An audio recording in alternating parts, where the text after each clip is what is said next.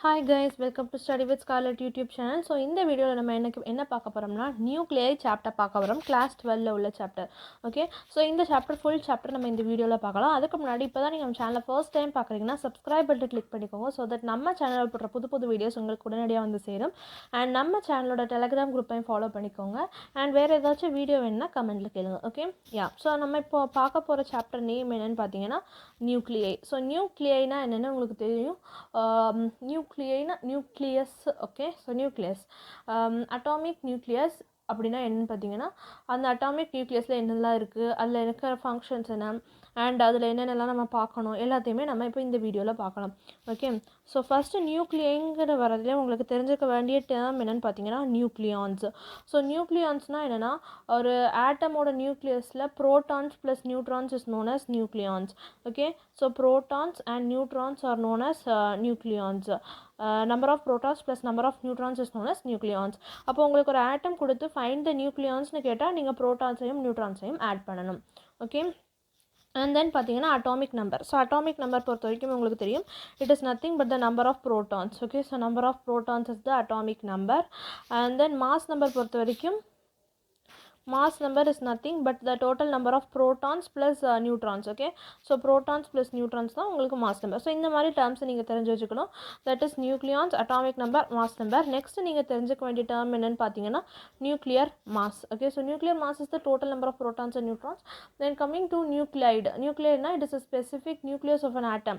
Okay, so ஒரு nuclide நீங்கள் எப்படி represent பண்ணுவீங்கன்னா it will be having a mass number. ஒரு mass number உங்களுக்கு இருக்கும் and ஒரு atomic numberம் இருக்கும். for example அந்த element எக்ஸ்ன்னு வச்சுக்கோங்க, அதோட மாஸ் நம்பர் நம்ம எப்போவுமே எப்படி ரெப்ரசென்ட் பண்ணுவோம்னா ஏன்னா அட்டாமிக் நம்பரை இசட்னு ரெப்ரசென்ட் பண்ணுவோம்.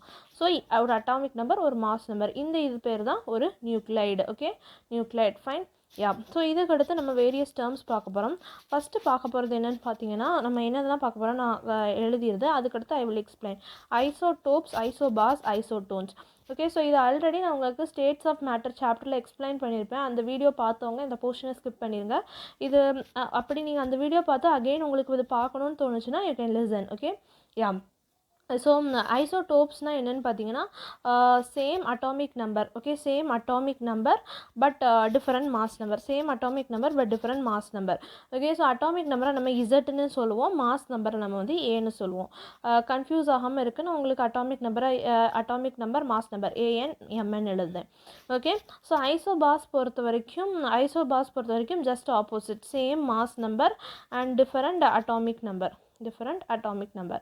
ஓகே, ஸோ ஐசோடோன்ஸ் பொறுத்த வரைக்கும் அந்த ரெண்டு நியூக்ளைடுக்கும் சேம் நம்பர் ஆஃப் நியூட்ரான்ஸ் இருக்கும். Number of neutrons will be same. இதுதான் உங்களுக்கு isotopes, isobars and isotones. So example பொறுத்த வரைக்கும் பார்த்தீங்கன்னா இதுக்கு ஹைட்ரஜன் ஐசோடோப்ஸ். ஸோ ஹைட்ரஜனுக்கு வந்து மொத்தம் 3 ஐசோடோப்ஸ் இருக்குது. ஃபஸ்ட்டு வந்து பார்த்தீங்கன்னா 1H1, 1H2 அண்ட் 1H3. 1H2க்கு பேர் என்னென்னு பார்த்தீங்கன்னா protium. Okay, protium, deuterium and இது பேர் ட்ரிட்டியம். ஓகே, ஸோ இதில் பார்த்தீங்கனாலே உங்களுக்கு புரிஞ்சிருக்கும் அட்டாமிக் நம்பர் வந்து 1 சேமு பட் மாஸ் நம்பர் பொறுத்த வரைக்கும் டிஃப்ரெண்ட்டாக இருக்கும். 1, 2 and 3. So same atomic number but different mass number. Okay, same atomic number different mass நம்பராக இருந்தால் ஐசோடோப்ஸ். நெக்ஸ்ட் ஐசோபார்ஸ்க்கு எக்ஸாம்பிள் பார்த்தீங்கன்னா ரெண்டு பாருங்கள், குளோரின் 1737, சல்ஃபர் 1637. நெக்ஸ்ட் இன்னொரு எக்ஸாம்பிள் 20 தான் common example. 20 calcium 40 and 18 argon 40. So இந்த டேர்முக்கும் பார்த்தீங்கன்னா உங்களுக்கு அட்டாமிக் நம்பர் வந்து டிஃப்ரெண்ட்டாக இருக்கும். 17, 16, 20, 18 but mass number 37, 40. So same mass number but different atomic number. Mass number பார்த்தீங்கன்னா சேமாக இருக்கும், 37 இங்கே 40 but atomic number will be different. Okay, so isotones பொறுத்த வரைக்கும் நம்பர் ஆஃப் நியூட்ரான்ஸ் வந்து உங்களுக்கு சேமாக இருக்கும். Okay, so number of neutrons உங்களுக்கு சேமாக இருக்கும். எக்ஸாம்பிளுக்கு பாருங்கள், ஒரு எக்ஸாம்பிள் தரேன். 17 chlorine 37 and 19 potassium 39. ஸோ இதுக்கு நம்பர் ஆஃப் நியூட்ரான்ஸ் பொறுத்த வரைக்கும் பார்த்தீங்கன்னா number of neutrons is nothing but mass number minus atomic number. Mass number வந்து 37, அட்டாமிக் நம்பர் வந்து 17. இங்கே mass number 39, atomic number 19. So இது ரெண்டையும் சப்ராக்ட் பண்ணிங்கன்னா உங்களுக்கு கிடைக்குது ஆன்சர் வந்து 20. So same number of neutrons தான். குளோரின்க்கும் same number of neutrons 20 neutrons, பொட்டாசியம்க்கும் 20 நியூட்ரான்ஸ், அதனால ரெண்டுமே ஐசோடோன்ஸ். பட் இங்கே பார்த்தீங்கன்னா அட்டாமிக் நம்பர் மாஸ் நம்பர் ரெண்டுமே சேமாக இருக்காது. Okay, so this is isotones. Okay, so உங்களுக்கு இந்த கான்செப்ட் புரிஞ்சிருக்கும்னு நினைக்கிறேன். வாட் இஸ் ஐசோடோப்ஸ், ஐசோடோப்ஸ்னா என்ன, ஐசோபார்ஸ்னா என்ன, ஐசோடோப்ஸ்னா என்ன. ஐசோடோப்ஸ்னால் அட்டாமிக் நம்பர் சேம் ஆகும், மாஸ் நம்பர் டிஃப்ரெண்ட்டாக இருக்கும். ஐசோபார்ஸ்னால் மாஸ் நம்பர் சேமாக இருக்கும், அட்டாமிக் நம்பர் டிஃப்ரெண்ட்டாக இருக்கும். அண்ட் ஐசோடோன்ஸ் பொறுத்த வரைக்கும் நம்பர் ஆஃப் நியூட்ரான்ஸ் வந்து சேம் நம்பர் ஆஃப் நியூட்ரான்ஸ் இருக்கும், but atomic number mass number ரெண்டுமே டிஃப்ரெண்ட்டாக இருக்கும். எக்ஸாம்பிள் எல்லாத்துக்கும் பார்த்துக்கோங்க. ஹைட்ரஜனுக்கு வந்து 3 isotopes, protium, deuterium, tritium. And chlorine இந்த எக்ஸாம்பிள் பாருங்கள், 17 chlorine 37, 16 sulphur 37, and 20 calcium 40, and 18 argon 40. And isotones பொறுத்த வரைக்கும் 17 chlorine 37, 19 potassium 39. and நீங்கள் நம்பர் ஆஃப் நியூட்ரான்ஸ் எப்படி கண்டுபிடிக்கணும்னு கேட்டிங்கன்னா, it is nothing but mass number minus atomic number is equal to number of neutrons. Fine. Okay, so இந்த concept உங்களுக்கு கிளியராக இருக்கும்னு நினைக்கிறேன். நெக்ஸ்ட் நம்ம பார்க்க போகிறது atomic masses. Okay, so one atomic mass யூனிட்னா என்னென்னு பார்த்தீங்கன்னா, what is one atomic mass unit. So atomic mass யூனிட்டை எப்படி ரெப்ரசென்ட் பண்ணுவாங்கன்னு பார்த்தீங்கன்னா, AMU. One atomic mass unit is nothing but 1/12 of the mass of carbon 12 atom. 1/12 of mass of carbon 12 atom. Okay, so இன்னொரு ஃபார்ம்லையும் இதை represent பண்ணுவாங்க. That is 1 AMU is equal to 1.66 into 10 to the power minus 27 kgன்னு சொல்லலாம். Fine. யா, so இதிலிருந்து நம்ம எப்படி mass of proton நியூட்ரானை நம்ம ஏஎம்யூக்கு convert பண்ணலாம். Okay, அப்படிங்கிறத நம்ம இப்போ பார்க்கலாம். ஓகே, ஸோ ஒரு எலக்ட்ரானோட மாஸ் என்ன, ப்ரோட்டானோட மாஸ் என்ன, நியூட்ரானோட மாஸ் என்னன்னு பார்க்கலாம்.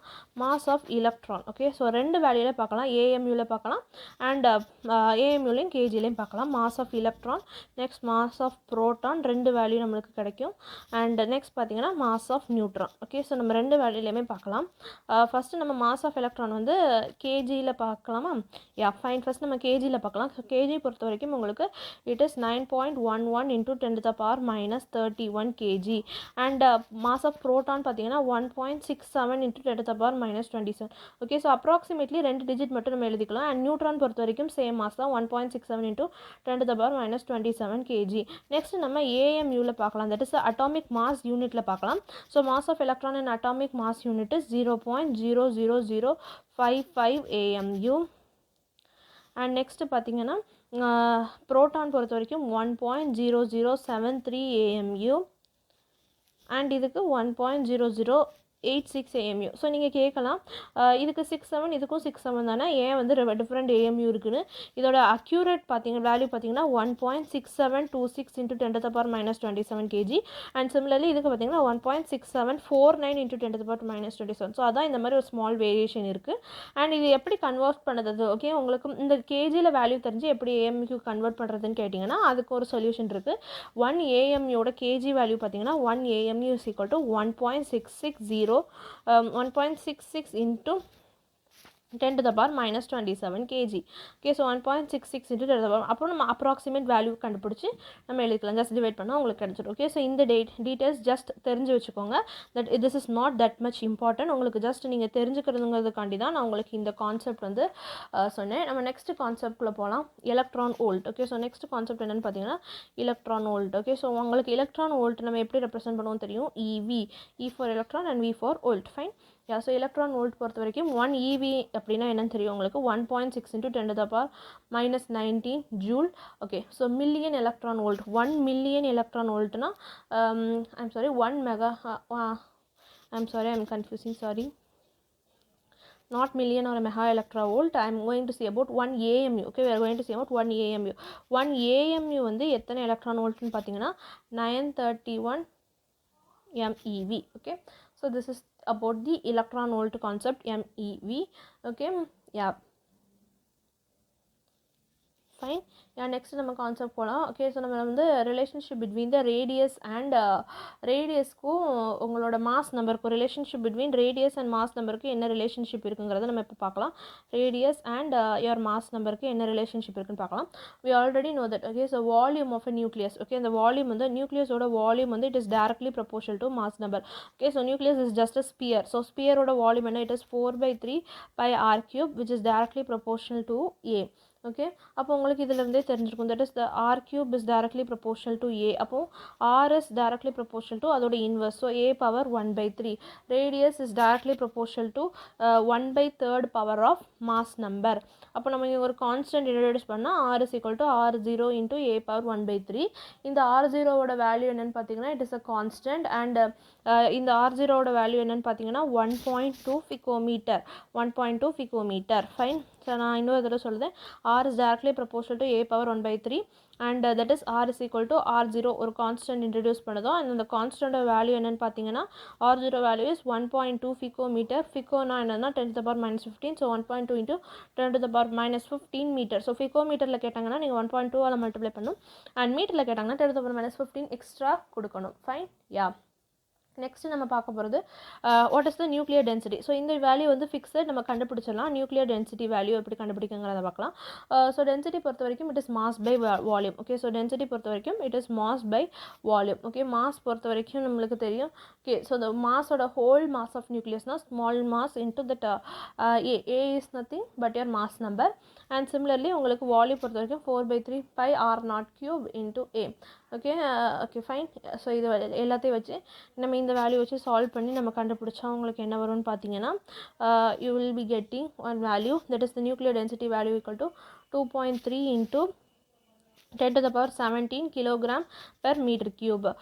Kilogram per metre cube. Okay, so இது எப்படி வரும் உங்களுக்கு 3/4 3m/4 பை R0³ இந்த எல்லா வேல்யூவும் சப்ஸ்டியூட் பண்ணால். ஓகே, ஸோ m ஓட value that is 1.6 into 10⁻⁻27 and அந்த R0ஓட வேல்யூ அந்த picometre R0ஓட value is 1.2 into 10⁻⁻15.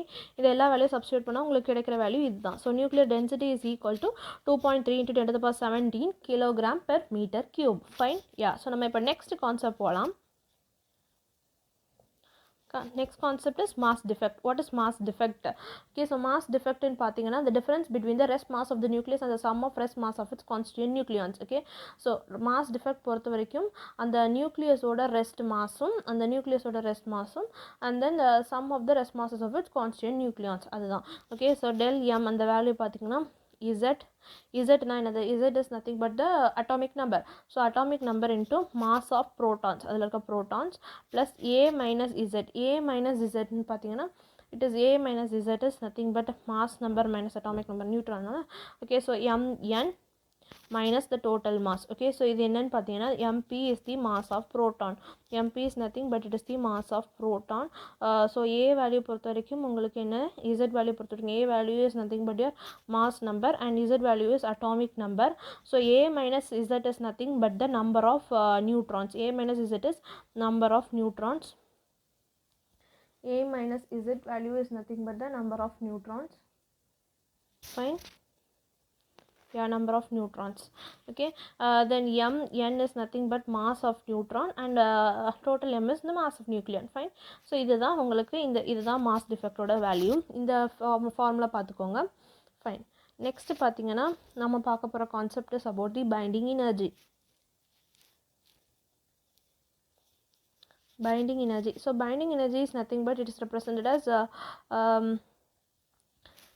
del E is equal to del m into c square. This del m is nothing but it is the mass defect. Mass defect into c square. So mass defect ஓட value நம்மளுக்கு already தெரிஞ்சிருக்கு, அதை fill பண்ணால் போதும். That is z into mass of proton plus a minus z into mass of neutron minus mass total mass of the nucleon or else m into c square. So this is the binding energy formula. Fine. உங்களுக்கு binding energy concept முடிஞ்சிருச்சு. Next நீங்கள் தெரிஞ்சுக்க வேண்டியது என்னென்னா about the binding energy curve. So binding energy curve பொறுத்த வரைக்கும் உங்களுக்கு கொடுத்துருப்பாங்க, அதை நீங்கள் பார்த்தீங்கனாலே உங்களுக்கு புரிஞ்சிருக்கும். Okay, so binding energy curve பொறுத்த வரைக்கும் உங்களுக்கு it will be given in your text book. அந்த கர்வை நீங்கள் ரெஃபர் பண்ணிக்கோங்க, அதை நான் எக்ஸ்பிளைன் பண்ணுறேன் இப்போ. Okay, so binding energy per nucleon வந்து என்னென்னா பார்த்தீங்கன்னா பைண்டிங் எனர்ஜி பெர் நியூக்ளியானுக்கு ஒரு கர்வ் கொடுத்துருப்பாங்க. It will be given for அது இந்த மாதிரி கொடுத்துருப்பாங்க. Okay, so small binding energy curve வந்து உங்களுக்கு அதில் உள்ள இன்ஃபரன்சஸை மட்டும் நம்ம இப்போ பார்க்கலாம். Binding energy curve will be small for nucleon such as hydrogen. அந்த ஹைட்ரஜனோட ஐசோடோப்ஸ்க்கு it will be small. Okay, then maximum value பார்த்தீங்கன்னா மேக்ஸிமம் வேல்யூ வந்து 8.5 5 MeV வந்து உங்களுக்கு எதுக்கு இருக்குன்னா mass number is from 40 to 120 mass number ரேஞ்சில் உங்களுக்கு இருக்கும். மாஸ் நம்பர் வந்து 140 to 120 இருந்தால். Okay, so binding energy per nucleon உங்களுக்கு மேக்ஸிமம் ஓகே எதுக்கு இருக்குது gradually increases and drops to 7.6 okay for 9 uranium, and this decrease okay is due to Coulomb repulsion between the protons, which makes the heavier nucleus less stable. fine, இதோட என்னென்ன binding energy nucleus நீங்கள் எதுக்கெல்லாம் பார்த்து வைக்கணும்னா லித்தியம்க்கு பார்த்து வச்சுக்கோங்க. Okay, so லித்தியம்க்கு பார்த்து வச்சுக்கோங்க. அண்ட் ஃபைன், லித்தியம்க்கு இட் இஸ் இனஃப். அண்ட் 7.6 million MeV எதுக்கு வருது, இந்த வேல்யூ இதெல்லாம் நீங்கள் தெரிஞ்சு வச்சுக்கிட்டா போதும். So this is about the binding energy curve. Next, coming to the radioactivity. Next we are going to see about your radioactivity. So radioactivity பொறுத்த வரைக்கும் உங்களுக்கு 3 பார்ட்டிகல்ஸோட டீல் பண்ணுவாங்க. Alpha, beta and gamma பார்ட்டிகல்ஸோட deal பண்ணுவாங்க. Alpha particle, beta particle and gamma ரேஸோட. So it is discovered by name of the scientist is Henry Becquerel. So அதில் ஒரு ரேடியோஆக்டிவிட்டியோட unit கூட உங்களுக்கு Henry Becquerel இருக்கும். ஓகே, ஸோ இந்த ஃபினாமினன் வந்து initiate பண்ண முடியாது, ஸ்டாப் பண்ண முடியாது, ஆக்சலரேட் தட் இஸ் இன்க்ரீஸ் பண்ண முடியாது, ரிட்டார்ட் பண்ண முடியாது by changing the chemical conditions or else any physical conditions. Okay, so Becquerel, Henry Becquerel is the one who found out the phenomenon of radioactivity. And next நீங்கள் பார்க்க போகிற லா பேர் என்னென்னு பார்த்தீங்கன்னா சாடி-ஃபஜன்ஸ் டிஸ்பிளேஸ்மெண்ட் லா. ஸோ இந்த லாவோட ஸ்டேட்மெண்ட்டை நான் ரேட் பண்ணதை நீங்கள் ஜஸ்ட் லோட் பண்ணிக்கோங்க. Okay, so Soddy Fajans displacement law states that the algebraic sum of the charges before the disintegration must be equal to the total electric charge after disintegration. Okay, so algebraic sum charges வந்து before algebraic sum of charges before disintegration must be equal to, so disintegrate ஆகிறதுக்கு should be equal to total electric charge after disintegration. So this is nothing but the Saudi-Fajans displacement law. Okay, and the next ஒரு statement பார்த்தீங்கன்னா same இந்த lock நிறைய statements இருக்கு. The sum of the mass number of the initial particles must be equal to sum of mass number of final particles. Okay, so sum of mass number is A தானே, initial particles is equal to sum of mass number of final particles. next இன்னொரு statement பார்த்தீங்கன்னா no individual atom can simultaneously emit. Okay, so ஒரு same atom cannot emit both alpha and beta ray. ஒரு same atom cannot emit both alpha beta ray ரெண்டையுமே emit பண்ண முடியாது. either ஒரு alpha ray either beta ray ரெண்டில் ஏதாச்சும் ஒன்று தான் எமிட் பண்ண முடியும். ஓகே, நெக்ஸ்ட் பார்த்தீங்கன்னா different atoms of the same element. Okay, no individual atom வந்து ஒரே ஒரு தனி ஆட்டம் இது பண்ண முடியாது. Different atoms of the same element, அந்த எலமெண்டோட வேறு வேறு ஆட்டம், ரெண்டு ஆட்டம் வந்து ஆல்ஃபா பார்ட்டிகல் ஒரு பீட்டா பார்ட்டிகலை எமிட் பண்ணலாம். Either alpha or beta particle. Next வந்து emission of beta particle emission is accomplished by gamma ray. So this is the Soddy Fajans law. So இந்த கான்செப்ட்ஸ் படித்து வச்சுக்கோங்க. நெக்ஸ்ட் வந்து நம்ம பார்க்க போகிறது radioactive decay law. So radioactive decay law பொறுத்த வரைக்கும் this is a very very important concept. Most questions வந்து உங்களுக்கு இந்த கான்செப்ட்ல இருந்து தான் கேட்காங்க, radioactive decay law. So radioactive decay law states that rate of disintegration of a radioactive element is directly proportional to the total number of atoms present in that element. So rate of disintegration, okay, so rate of disintegration dN/dt வச்சுக்கோம். It is directly proportional to the total number of atoms. So this is the rate of disintegration. Rate of disintegration is directly proportional to the total number of atoms. Rate of disintegration is directly proportional to the total number of atoms present in that element. Fine. Yeah, so இது இன்னொரு இது பார்க்கலாம். இங்கே வந்து உங்களுக்கு minus இருக்கும். So minus dN/dt is exactly proportional to n.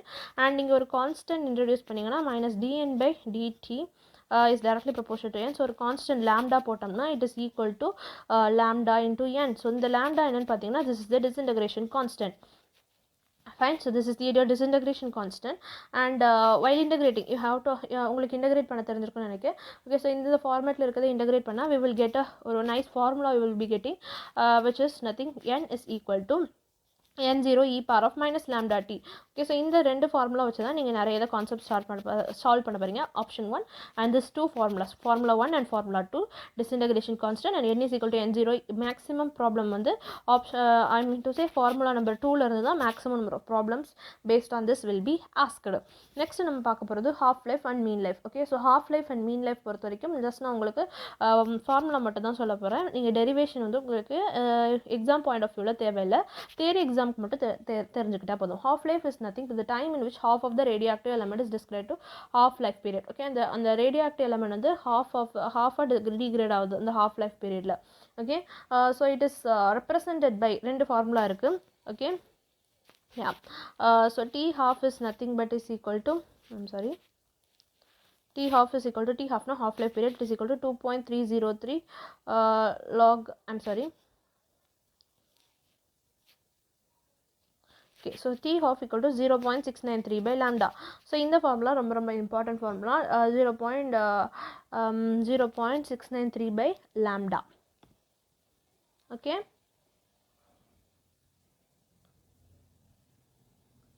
then இன்னொரு formula பார்த்தீங்கன்னா T half is equal to 2.303 log E square by lambda. So lambda is the disintegration constant, and in the ரெண்டு ஃபார்முலாமே உங்களுக்கு important.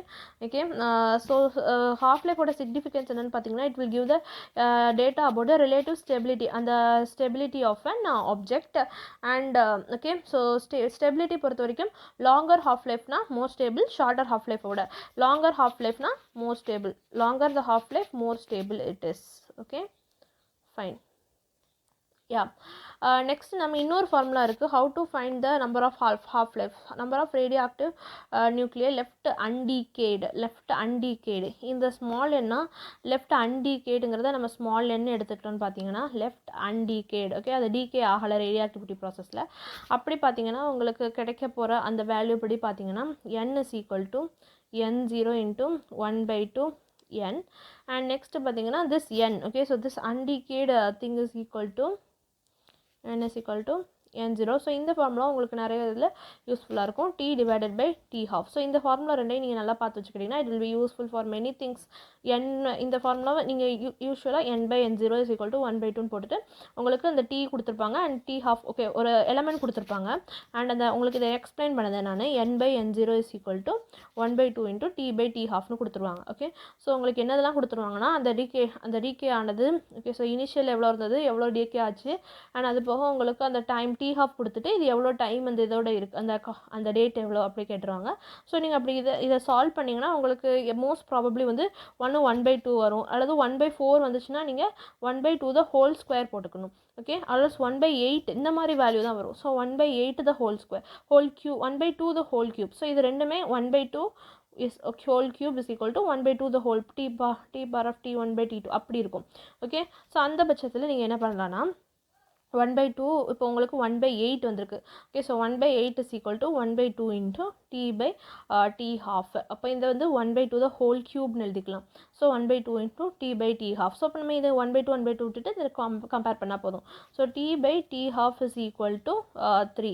ஸோ இந்த time கண்டுபிடிக்கிறதுக்கு நீங்கள் 3 into t half life பீரியடை multiply பண்ணால் போதும். ஸோ இது நீங்கள் ப்ராப்ளம் சால்வ் பண்ணல உங்களுக்கு யூஸ்ஃபுல்லாக இருக்கும். இந்த கான்செப்ட் பார்த்துட்டு ப்ராப்ளம் சால்வ் பண்ணுங்கள். ஃபைன். நெக்ஸ்ட் நம்ம பார்க்க போகிறது என்னென்னு பார்த்தீங்கன்னா மீன் லைஃப் பீரியட். ஸோ மீன் லைஃப் பீரியட் பொறுத்த வரைக்கும் ஃபார்முலா பார்த்தீங்கன்னா just inverse. Okay, so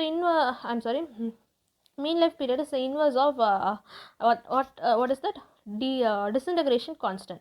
Okay, so we already know that your half life is equal to 0.693 by lambda. Okay, so 1 by lambda is nothing but is equal to t half by 0.693. அப்படிதானா?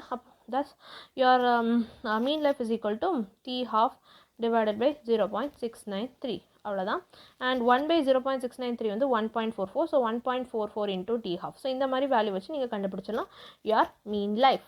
Okay, next பார்த்தீங்கன்னா same concept வரையும் உங்களுக்கு radioactive அந்த decay இந்த மாதிரி ஒரு formula r equal to r0 e power of minus lambda t, and here r is nothing but lambda into n0.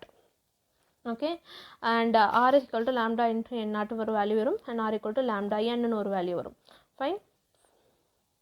Yeah, so radioactive unit பொறுத்த வரைக்கும் பார்த்தீங்கன்னா உங்களுக்கு என்னென்ன யூனிட்லாம் இருக்குன்னா Becquerel first, because it is found by Becquerel. So 1 பெக்யூரல்னா 1 DK per second, 1 DK per second, it's Becquerel. Then next பார்த்தீங்கன்னா curie. So curie பொறுத்த வரைக்கும் 1 curie is equal to 3.7 into 10 to the power 10 becquerel. Okay, that is 3.7 into 10 to the power 10 DK per second. And next இது பார்த்தீங்கன்னா Rutherford. So Rutherford பொறுத்த வரைக்கும் உங்களுக்கு it is 1 Rutherford is equal to 10 to the power 6 DK per second, which is 1 Rutherford equal to 10 to the power 6 becquerel. Okay, and then நம்ம பெக்யூரலோட relation பார்த்தாச்சு. தென் கியூரிக்கும் பெக்யூரலுக்கோட கியூரியும் ரூதர்ஃபோர்டோட relation பார்த்தீங்கன்னா Curie and Rutherford, 1 Curie is equal to 3.7 into 10 to the power 4 Rutherford, because in the 10 to the power 6 and 10 to the power 10, which is subtract பண்ணிங்கன்னா it will be, divide பண்ணிங்கன்னா it will be 10 to the power 4. Fine. Yeah. So next நம்ம பார்க்க போகிறது என்னென்னு பார்த்தீங்கன்னா alpha டிகேனா என்ன, beta டிகேனா என்ன, அந்த இது பார்க்கலாம். Alpha decay. So alpha decay பொறுத்த வரைக்கும் உங்களுக்கு ஒரு ஆல்ஃபா டிகேல நீங்கள் என்னென்ன பாயிண்ட்ஸ்லாம் ரிமெம்பர் பண்ண வேணுங்கிறத நான் இப்போ சொல்கிறேன். ஸோ ஆல்ஃபா டிகே பொறுத்த வரைக்கும் ஒரு ஆல்ஃபா பார்ட்டிகல் ரிலீஸ் ஆகுது. So alpha particle is nothing but 2 helium and 4. And next பார்த்தீங்கன்னா atomic number. Okay, so atomic number வந்து it is decreased by 2 and mass number is decreased by 4. So atomic number, that is atomic number Z is decreased by 2 and mass number A is decreased by 4. So this is alpha decay. And alpha decay oda statement பாத்தீங்கன்னா உங்களுக்கு ஒரு particle ZXA ஒரு nucleoid இருக்கு. அது alpha decay போச்சுன்னா இதோட கீழ இருக்குது என்ன, atomic number is decreased by 2 and mass number is decreased by 4 and ஒரு alpha particle, that is ஒரு helium particle is emitted and next உங்களுக்கு remaining ஒரு particle is formed. Fine. So this is nothing, I'm sorry, next ஒரு energy உங்களுக்கு release ஆயிருக்கு. So Q is nothing but your energy released. This is about the alpha particle. So alpha decay க்கு example பொறுத்த வரைக்கும் பார்த்தீங்கன்னா 92 uranium 238. So 92 uranium 238 வந்து alpha decay னா என்ன, your atomic number should decrease by 2. So 92 minus 2 is 90 and mass number should decrease by 4. So 238 minus 4 is 234. So 234 atomic number 90 என்ன element பார்த்தீங்கன்னா thorium இருக்கு and ஒரு helium, that is ஒரு alpha particle is emitted to helium 4 and energy is released. So இது எப்படி நீங்கள் இந்த equation balanced கண்டுபிடிக்கன்னு பார்த்தீங்கன்னா atomic number இங்கே உங்களுக்கு 92 இருக்கு. Similarly இங்கேயும் பார்த்தீங்கன்னா it is 90 plus 2 92. அதே மாதிரி mass number 238 இருக்கா and 234 plus 4 is 238. ஸோ இது கரெக்டுன்னு நீங்கள் கண்டுபிடிச்சிடலாம். ஸோ இந்த மாதிரி உங்களுக்கு ஆப்ஷனில் கேட்கலாம். அண்ட் இந்த எலமெண்ட் என்னன்னு கேட்கலாம். ஸோ நீங்கள் இந்த எலமெண்ட் தோரியம் இருக்குது 90 234 பார்த்தோன்னா எலமெண்ட் வந்து அட்டாமிக் நம்பர் பார்க்கும்போது எலமெண்ட் மாறணும். யுரேனியம்க்கு 92 90க்கு தோரியம் அது மாதிரி இருக்கணும்.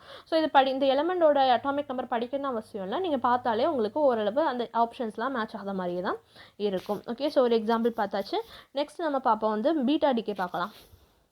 Okay, so next we are going to see about the beta decay. So beta decay பொறுத்த வரைக்கும் commonly உங்களுக்கு என்ன தெரியும்னா ஒரு beta decay வந்து ஒரு electron or positron வந்து emit ஆகுது. electron or else ஒரு positron emit ஆகுது. So okay, fine. Either an electron or a positron is emitted. And beta decay பொறுத்த வரைக்கும் உங்களுக்கு உங்களோட mass number, okay, so mass number remains unchanged. Mass number remains unchanged and your atomic number is increased by 1. Atomic number is increased by 1. Okay, so beta decay beta positive decay, beta negative decay அது இருக்கு. அந்த concept வந்து உங்களுக்கு exam point of வியூவில் important இல்லை, but நீங்கள் தெரிஞ்சு வச்சுக்கோங்க. ஓகே, ஸோ ஜஸ்ட் நம்ம இப்போ உங்களுக்கு இம்பார்ட்டன்ட் சொல்கிறேன். ஸோ பீட்டா டிகேயோட காமன் ஃபார்முலா பொறுத்த வரைக்கும் பார்த்தீங்கன்னா ZXA, Z is your atomic number, A is your mass number, X is the nucleon and Z வந்து plus increased by 1. So Z plus 1 X and your mass number will be there and 1 electron is emitted. Electron it is minus negative charge and similarly உங்களுக்கு release ஆகுது energy. Fine. Okay, then பார்த்தீங்கன்னா ஒரு example நான் உங்களுக்கு காணிக்கேன். So 11 sodium 22 பொறுத்த வரைக்கும் நீங்கள் degrees பண்ணிங்கன்னா உங்களுக்கு என்ன ஆகும்? Okay, so 11 will change into 10 and it will remain same. Fine. Yeah. Okay, so இது வந்து எலக்ட்ரான் எமிட் ஆச்சுன்னா என்ன, அண்ட் தென் பாசிட்ரான் எமிட் ஆச்சுன்னா உங்களுக்கு it will be positron emit ஆச்சுன்னா Z is decreased by 1, Z minus 1, that is ZXA இருக்குது, ZXA இருக்குது. and if a positron is emitted Z minus 1 and X and A, that is your mass number, and ஒரு positron plus 1 E0. Okay, so electron emit ஆகுதா positron emit ஆகுதான்னு பார்த்து நீங்கள் அந்த ஆப்ஷனில் கொடுத்துருக்கதை வச்சு நீங்கள் ஃபில் பண்ணிக்கலாம். நெக்ஸ்ட் பார்த்தீங்கன்னா காமா டிகே. ஸோ காமா டிகேனா என்னன்னு தெரியும், emission of gamma photon during the radioactive disintegration is gamma decay. Next வந்து நியூக்ளியர் ரியாக்ஷன் என்னென்ன ரியாக்ஷன் இருக்குன்னு பார்த்துட்டு, அண்ட் நியூக்ளியர் ரியாக்ஷன் பொறுத்த வரைக்கும் உங்களுக்கு ரெண்டு தெரிஞ்சிருக்கணும். What is nuclear fission and nuclear fusion. Okay, so nuclear ஃபிஷன்னா என்ன, நியூக்ளியர் ஃபியூஷன்னா என்ன, nuclear fission and nuclear fusion. Okay. So nuclear fission பொறுத்த வரைக்கும் ஒரு ஹெவி நியூக்ளியஸ் வந்து எக்ஸைட் ஆகல, that is when excited it will split into two smaller nuclei. Okay, ஒரு ஹெவி நியூக்ளியஸ் இருக்குது, அது எக்ஸைட் ஆகல, ரெண்டு ஸ்மால் நியூக்ளியஸாக ஸ்ப்ளிட் ஆச்சுன்னா அது நியூக்ளியர் ஃபிஷன். இதே இது ரெண்டு ஸ்மால் நியூக்ளியஸ், ஓகே, ஸோ ரெண்டு ஸ்மால் நியூக்ளியஸ் சேர்ந்து ஒரு லார்ஜ் நியூக்ளியஸ் ஃபார்ம் ஆச்சுன்னா அது nuclear fusion. Okay, nuclear fusion.